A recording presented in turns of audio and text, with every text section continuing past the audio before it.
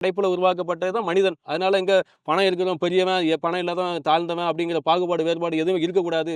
சமத்துவ உணர்வு எல்லாரும் இருக்கணுங்கிற எண்ணம், ஆதங்கம் எங்களுக்கு அதிகமா உண்டு. அதனால இங்க இப்ப வசதியா இருக்கவனை கண்டு நம்ம பம்மி வாழ்றதும், ஏழைய கண்டு நம்ம தலை தூக்கி நின்னு அப்படிலாம் கிடையாது. இங்க எல்லாம் சமம். அதனால நாம ஒரு மக்களுக்கு மக்களோட வாழ்வியல் முறை இத மக்கள்ட்ட கடத்திரணும். நாங்க வாழுற வாழ்வியல் முறை 4 பேருக்கு நல்லது செய்யணும், அன்னதானம் பண்ணணும், தான தர்மம் செய்யணும், அன்பு, பொறுமை, தர்மம் கடைபிடிச்சு வாழணும். அப்படின்னுட்டு நெறையா கு சொ விஷயங்கள மக்களுக்கு இன்னைக்கு நெறைய தெரியாது. இதெல்லாம் மக்கள் மத்தியில கடத்திரணும்.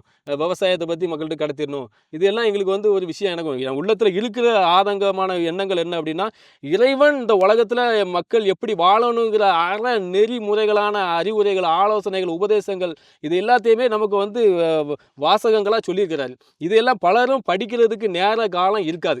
எல்லாருமே அவசர உலகத்துல வாழ்ந்துகிட்டு இருக்கனால இறைவன் என்ன சொல்லியிருக்காரு, நம்ம